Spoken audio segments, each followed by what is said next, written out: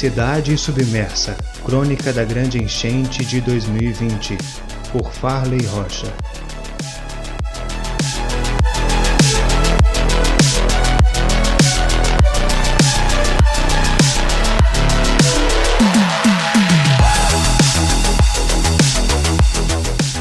Este capítulo é um oferecimento de Constrular Material de Construção.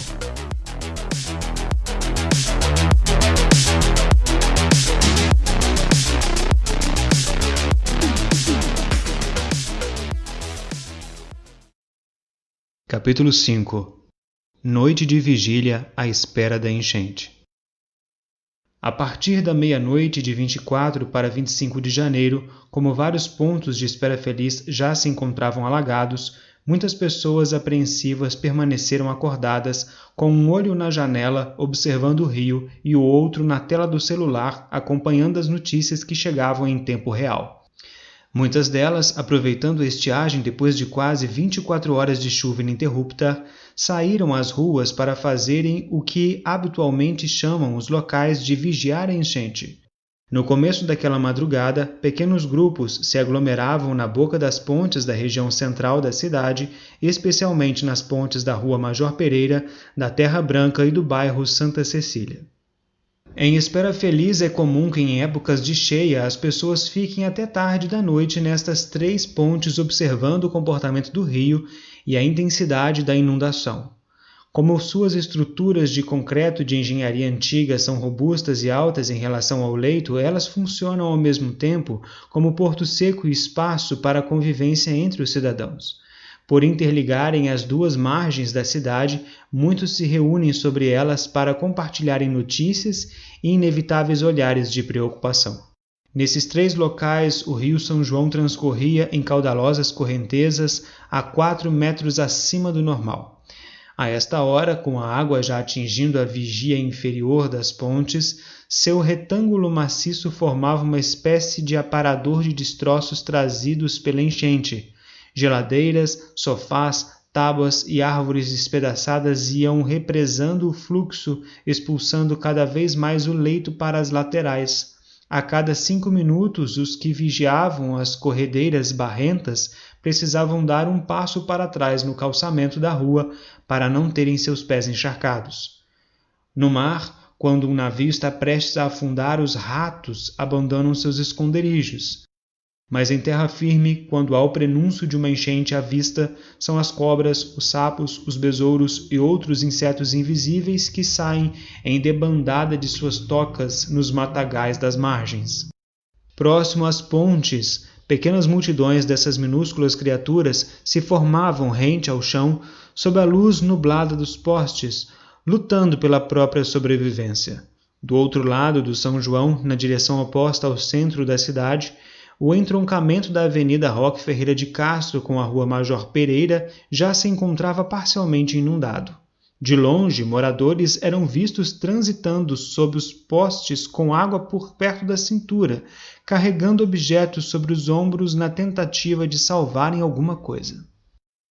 Entre as pontes da Terra Branca e Major Pereira, justamente onde o rio faz uma grande curva, um enorme volume d'água se formava em um refluxo remanso nos terrenos de fundos da Praça Dr. José Augusto e da parte baixa da Avenida Fioravante Padula. Parecia que o rio buscava novamente seu antigo curso, antes de ser transplantado pelas obras de dragagens de quase 40 anos atrás.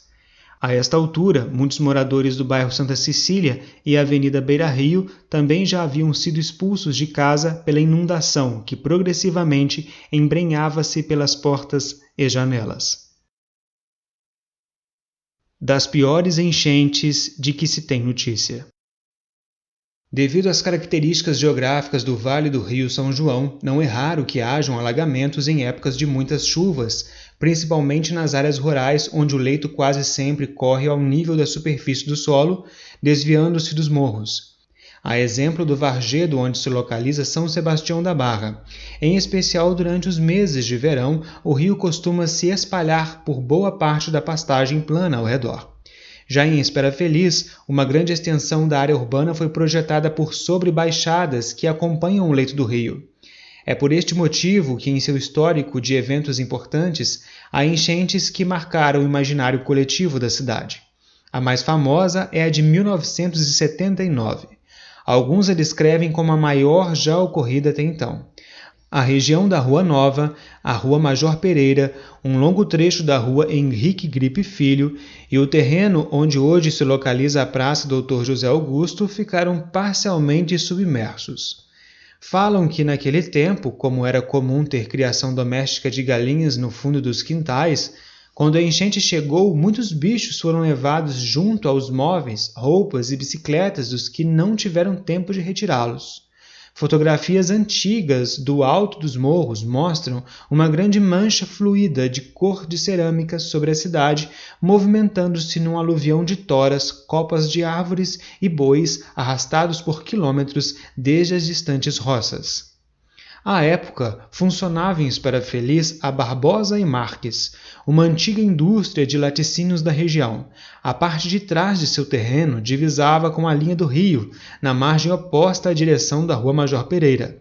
Ali havia instalada uma grande pocilga anexa à empresa. Contam que quando as águas subiram, centenas de porcos e leitões foram tragados enchente abaixo. E por muitos dias depois, seus cadáveres puderam ser vistos boiando na beira do rio, por dezenas de quilômetros, até bem para baixo do município de Caiana.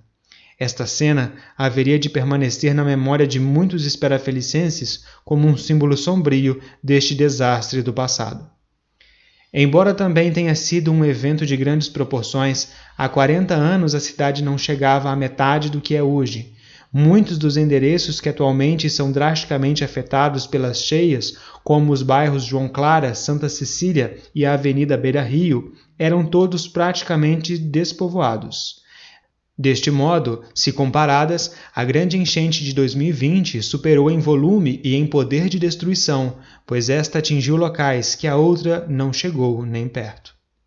Para que calamidades semelhantes fossem evitadas, em meados da década de 1980, a Prefeitura Municipal executou uma grande obra de dragagem do rio por todo o perímetro urbano.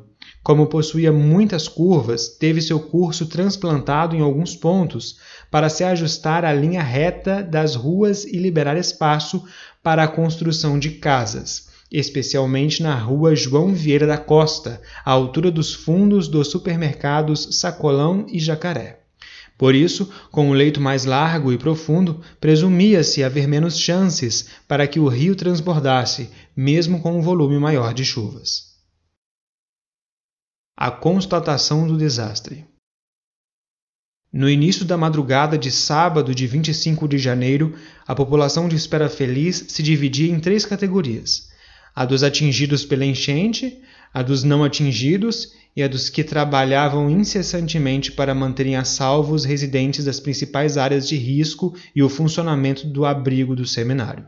Por isso, um grande número de funcionários da prefeitura, militares e dezenas de voluntários atuavam em mutirão emergencial tanto no abrigo quanto na operação de evacuação dos bairros João Clara, Santa Cecília, Patronato, Avenida Beira Rio e nas regiões da Rua Major Pereira e Rua Nova. Segundo o relato o prefeito municipal João Carlos Cabral de Almeida, que nesta hora acompanhava os desdobramentos das operações da Defesa Civil, da Polícia Militar e do Secretariado Municipal, deparar-se com os alojamentos do prédio do seminário lotados de desabrigados significava que a cidade estava prestes a sofrer uma terrível turbulência. Por isso, era preciso manter a serenidade para coordenar os trabalhos e atender a população no que fosse preciso.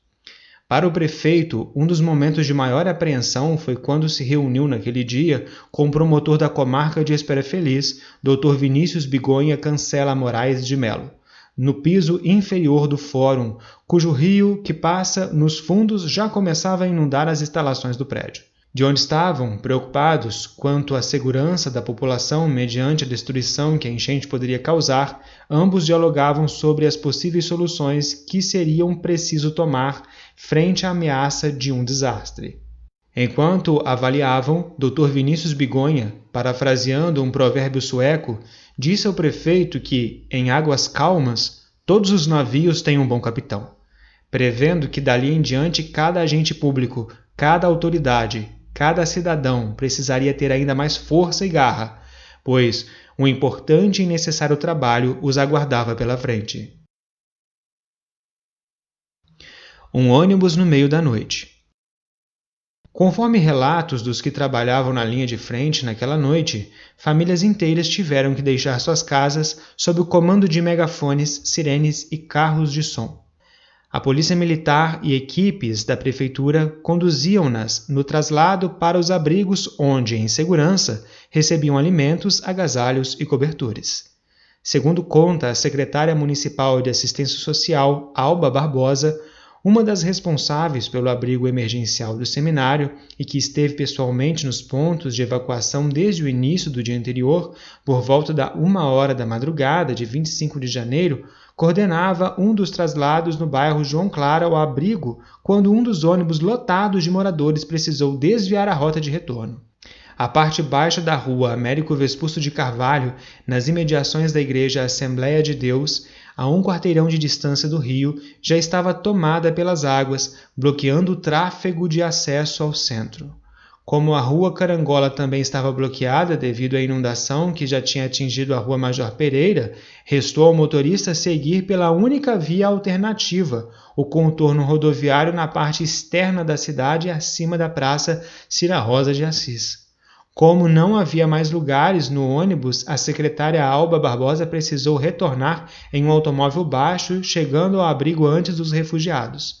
Conforme relata, este foi um momento de grande tensão, pois o ônibus carregado de famílias demorava a chegar no destino. Preocupados e sem conseguirem fazer contato com o motorista, ela e seus companheiros de trabalho precisaram tomar decisões rápidas, já que dezenas de vidas poderiam estar correndo perigo. Imediatamente, auxiliada por sua equipe, refez o trajeto alternativo e descobriu que o ônibus, por não haver pavimentação no contorno rodoviário, havia ficado atolado na lama provocada pelas chuvas da semana, obrigando os passageiros a terminarem o percurso a pé. A secretária acabou os encontrando na parte alta da rua Ernesto Grilo, no local mais conhecido como Trilho, logo após o Lions Club. Idosos, mulheres e crianças caminhavam debaixo da chuva que voltava a cair na forma de um ralo sereno. Sob olhares atônitos de quem não sabia como seria sua vida no dia seguinte, os passageiros foram encontrados em segurança e reconduzidos em outro veículo ao abrigo.